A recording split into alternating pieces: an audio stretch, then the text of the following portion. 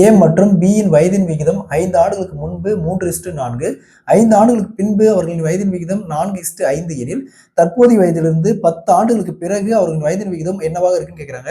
ஏஜஸ்ல இந்த model some கேட்டாங்களா? First இந்த 2 ரேஷியோக்கும் டிஃபரன்ஸ் பாருங்க. 4ல் 3 போச்சுன்னா 1, அதே மாதிரி 5ல் 4 போச்சுன்னா 1. ஸோ இந்த மாதிரி டிஃபரன்ஸ் காமனாக இருந்துச்சுன்னா இந்த 1க்கு தான் 2ஐயும் ஆட் பண்ணுங்க. 5 + 5 10, 1க்கு 10. ஸோ 1க்கு 10. இந்த 10 இந்த 2 ரேஷியோவில் ஏதோ ஒரு ரேஷியோவில் சப்ஸ்டிட் பண்ணலாம். இந்த ரேஷியோ எடுத்துக்கலாம்.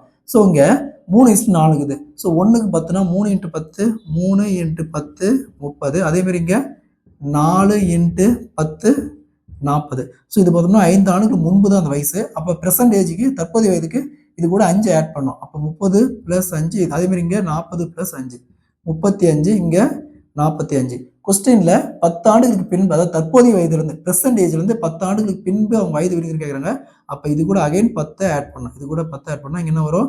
45. இங்கே 55. ஸோ அப்படி கேன்சல் பண்ணால் 9:11. 10 ஆண்டுகளுக்கு பிறகு அவர் வயதின் விகிதம் 9:11.